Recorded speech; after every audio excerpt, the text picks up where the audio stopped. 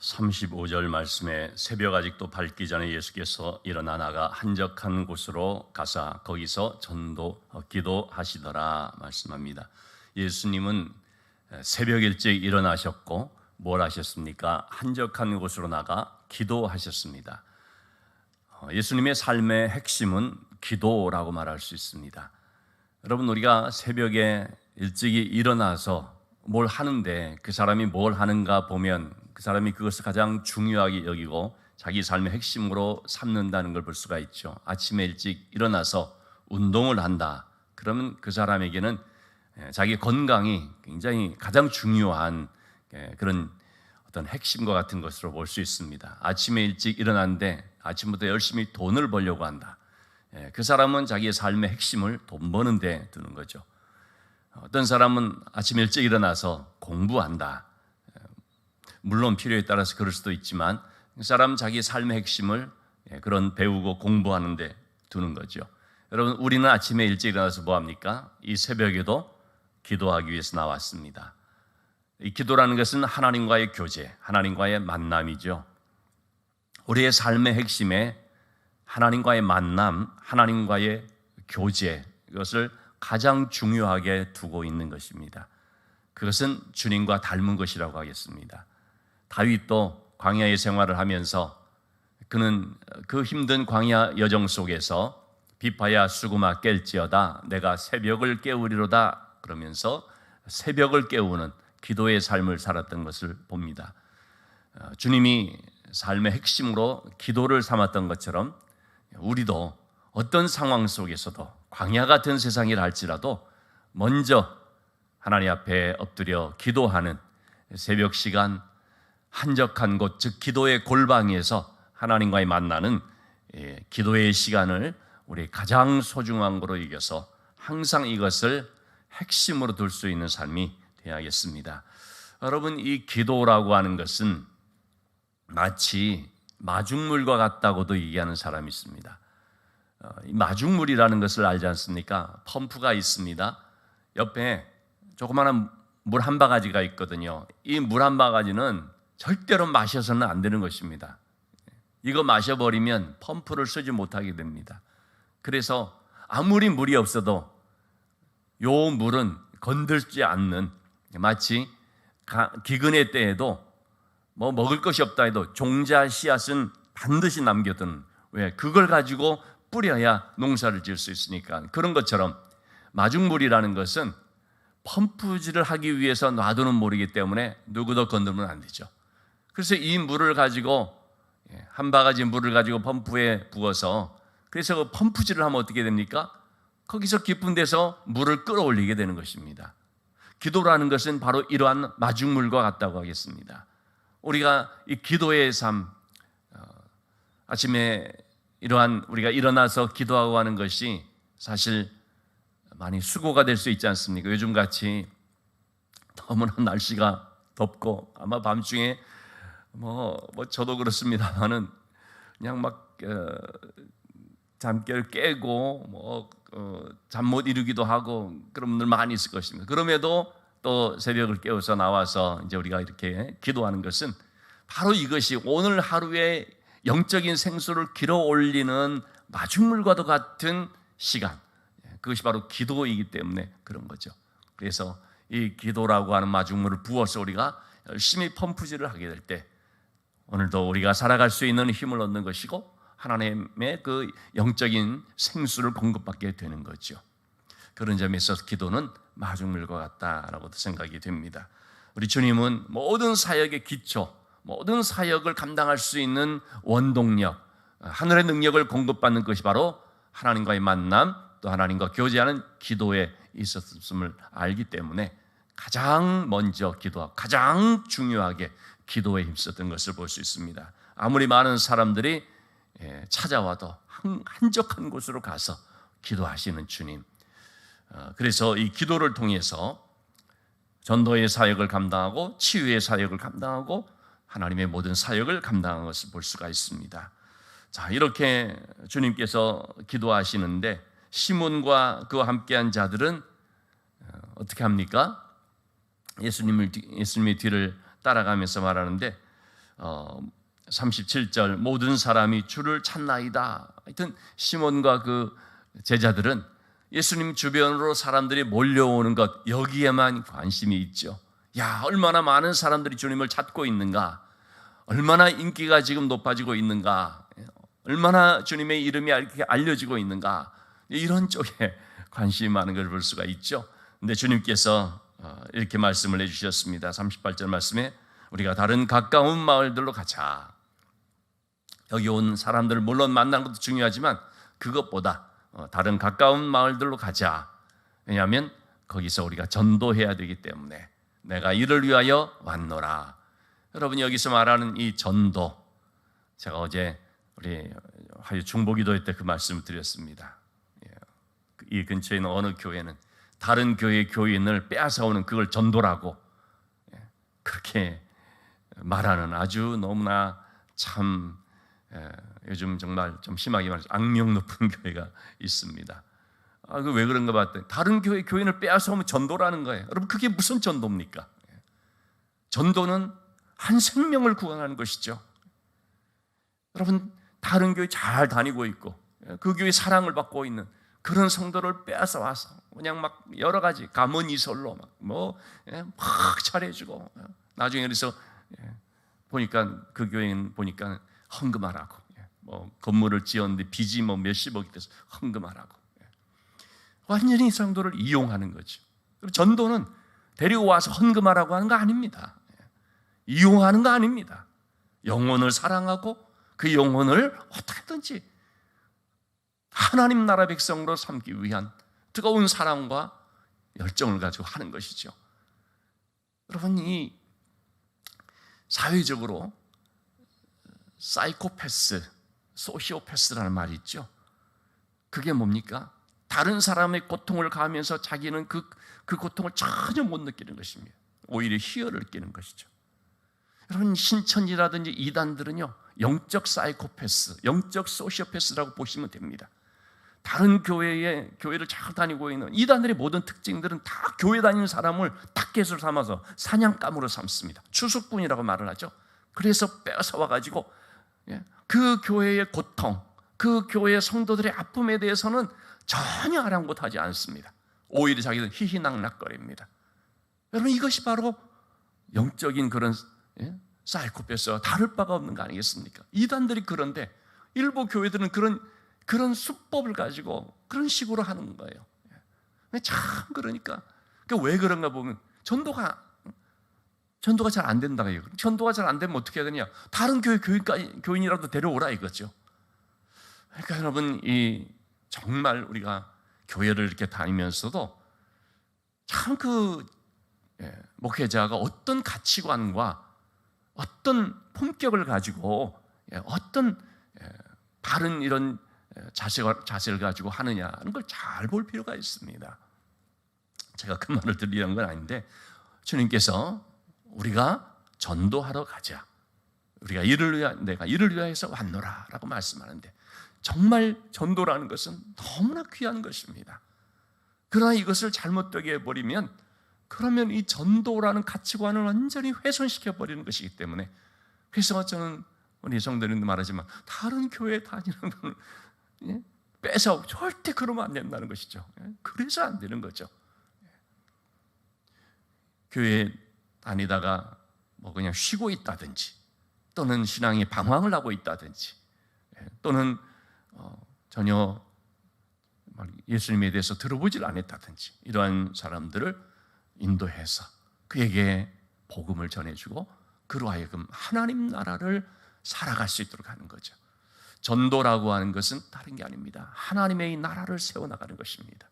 주님은 우리가 마가복음 1장에 살펴본 것처럼 때가 찼고 하나님의 나라가 가까웠으니 회개하고 복음을 믿어라, 첫 번째 메시지를 전하지 않습니까? 주님이 오신 것은 하나님의 나라를 위해서입니다. 하나님의 나라를 이 땅에 세우기 위해서입니다. 하나님의 나라를 확장시켜 나가는 것입니다.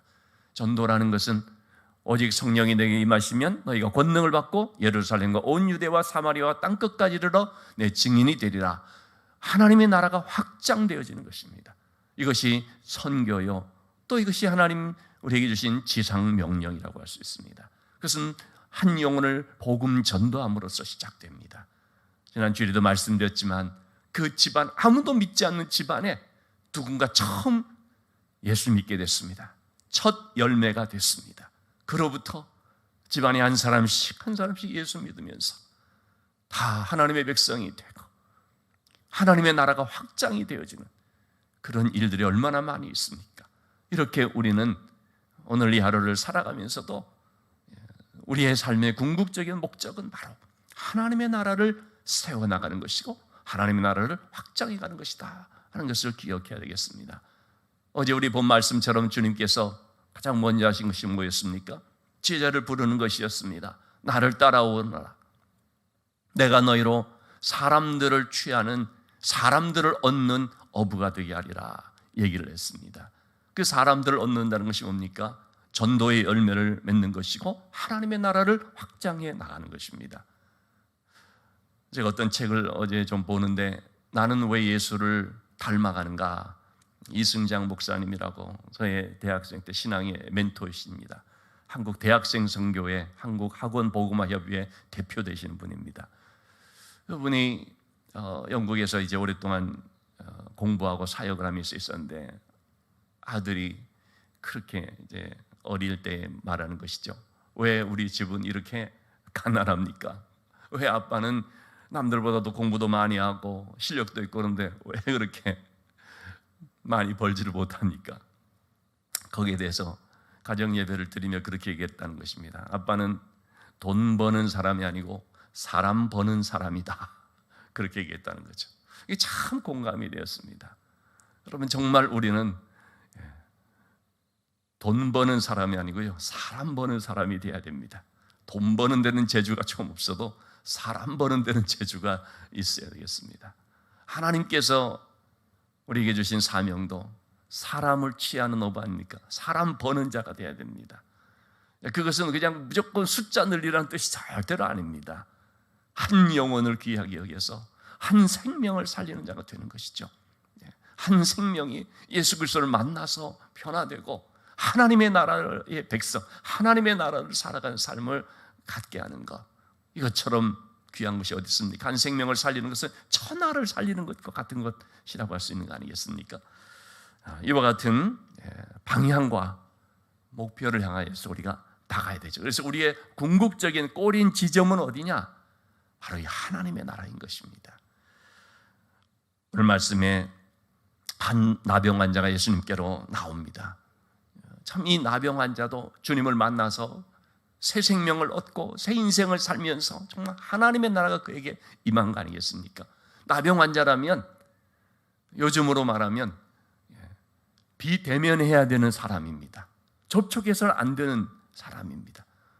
밀집 접촉이 되어버리면 병이 전염이 되고 감염이 될 수 있는 위험 소지가 있기 때문에 절대로 나병 환자들은 사람들 있는 곳으로 갈 수가 없고, 가더라도 큰 소리로 자기가 이 나병 환자인 것을 이제 일깨우면서 물러가도록 이제 그렇게 이제 이제 얘기를 해야 되는 거죠.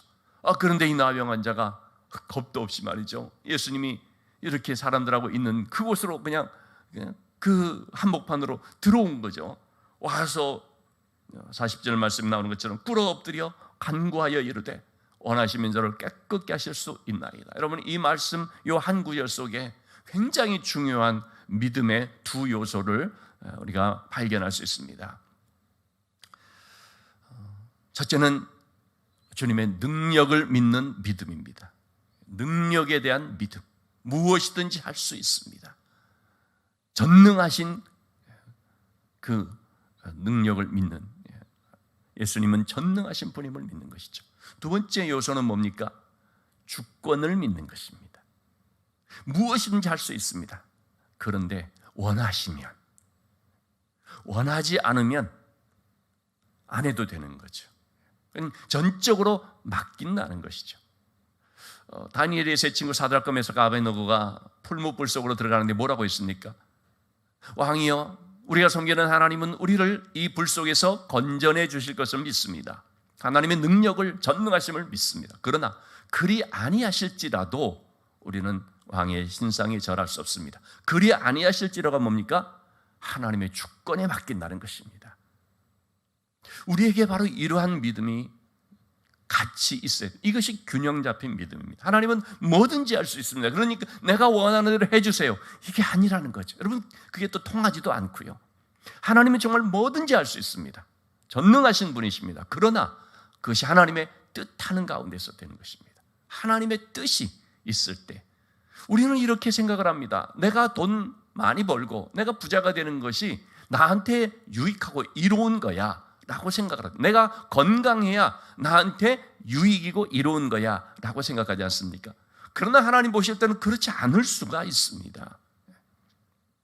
내가 돈 잘 벌고 남보다 더 많이 가지는 그게 하나님 보실 때는 오히려 합당하지 않을, 좀 위험할 수 있는, 오히려 해로울 수 있는, 신앙생활에 해로운 그런 면이 될 수 있다는 것입니다. 그래서 하나님께서 적합하게 하시는 것이죠. 내가 건강하면 무조건 다 좋을 것 같은데 오히려 건강하지 않기 때문에 하나님을 더 섬기고 건강을 줬더니 하나님 없이 그냥 놀러 다니는데 바쁜 이러한 일들이 있을 수가 있는 것입니다. 저는 그런 경우들을 꽤 여러 번 경험을 했습니다. 그렇게 힘들 때는 하나님을 찾고 의지했는데 어떤 부부가 이혼의 위기 속에서 열심히 기도하였더니 그래서 문제가 해결되고 그렇게 이제 신앙생활 잘하겠거니 했더니만은 안 보여요. 무슨 일인가 봤더니만은 이제 사이가 좋아지니까 목사님 그냥 주일마다 놀러 다니고 있습니다. 얼마나 참 안타까운지요. 어떤 분은 정말 병이 약했을 때는 하나님 찾고 의지하고 있었는데 건강을 회복하고 건강이 좋아지니까 골프 치러 다니고 그냥 술 마시러 다니고 놀러 다녀버리는 거예요. 그렇기 때문에 여러분, 하나님이 원하시면 그게 우리에게 좋은 것이라는 걸 알아야죠. 바울도 어떻게 했습니까? 바울도 몸에 가시라는 이런 큰 아픔을 가지고 있었지 않습니까?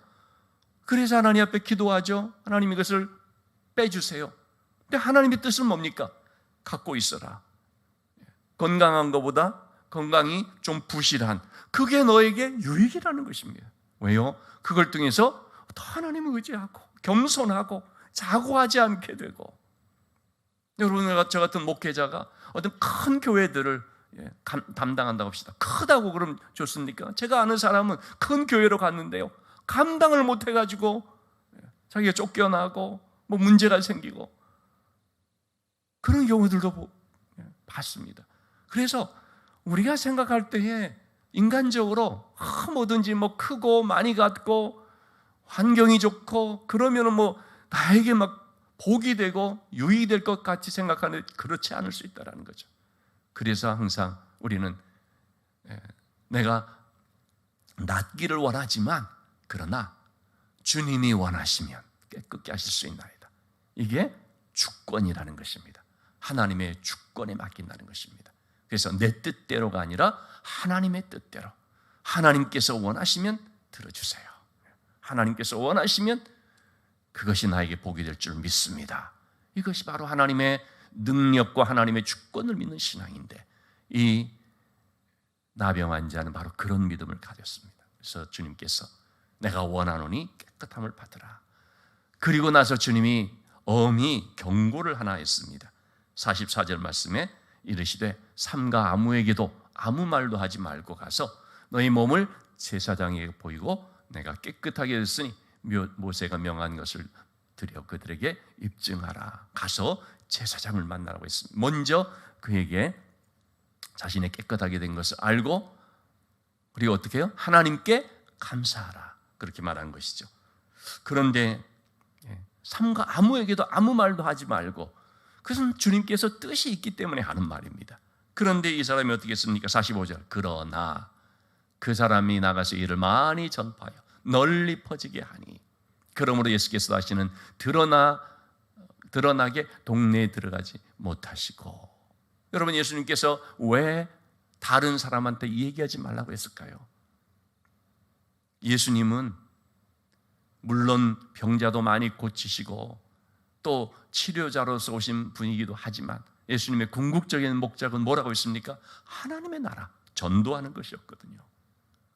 근데 사람들은 예수님에 대해서 계속 하나의 이적을 행하시는 분, 그냥 병자 고쳐주는 분, 이렇게만 생각을 하기 때문에 예수님께서는 그런 잘못된 메시지가 전해질까봐, 사람들에게 잘못된 인식이 될까봐 이 사람에게 당부한 것입니다. 말하지 말아라. 여러분, 그러면 아니 많이 소문을 내야지, 널리 알리게 해야지, 그게 좋은 거 아니, 그게 예수님께도 좋은 거 아니냐 그 생각을 하지. 그건 여러분 내 생각이죠. 내 생각에는 이런 것이 좋을 것 같은데, 내 생각에는 이게 더 하나님 앞에 유익이 될 것 같은데 라고 하면서 불순종하는 경우들이 있지 않습니까? 주님 말씀에 얘기하지 말라 그러면 얘기하지 말아야 되는 거죠. 내 생각에는 이런 데가 아니라 주님의 그 말씀에 겸손히 순종할 수 있어야 됩니다. 그것이 은혜이고요, 그것이 진짜 겸손이고 순종인 것입니다. 오히려 주님이 곤란하게 되어버리는, 복음을 전하는데 방해가 되어버리는 이런 일들이, 그래서 주님께 나오는 사람들이 오직 주님의 말씀을 듣고자 하는 것이 아니라 그냥 병고침만 받고 그걸로 목적을 삼는, 병고침 받았으면 나 됐다, 더 주님을 찾을 필요 없다. 주님께 나와서 하나님에 대한, 하나님 나라에 대한 말씀을 듣고 사모해야 되는데 어떤 이적만 바라보고 왜 그거 안 보여주느냐. 그래서 주님께서 참으로 안타까워 하시면서 너희가 썩는 양식을 위해서 이러지 말고 영원히 있는 양식을 위해서 일하라. 하나님의 말씀을 양식이라고 하는 하나님의 양식을 듣기를 위해서 힘써라 라는 말씀도 하지 않겠습니까? 여러분, 우리가 정말 주님을 온전히 바르게 믿되 특별히 내 생각이 아니라 주님 말씀하신 그것을 그대로 따르는, 순종하는 신앙이 되어야 할 줄로 믿습니다. 그것이 바로 계속적인 하나님의 은혜를 공급받고 더욱더 하나님과 영적인 친밀한 교제를 나누고 더 그것이 깊어지는 삶이 되는 줄로 믿습니다. 오늘도 여러분, 우리에게 주님께서 주신 이 귀한 삶이 있습니다. 하나님의 나라, 얼마나 정말 우리에게 복된 삶인지, 성령 안에서 의와 평강과 희락을 누리는 이 하나님의 나라, 이러한 삶을 오늘도 하나님과의 영적인 교제와 또 만남을 통해서 더욱더 깊이 이루어 나갈 수 있기를 주님의 이름으로 축원합니다.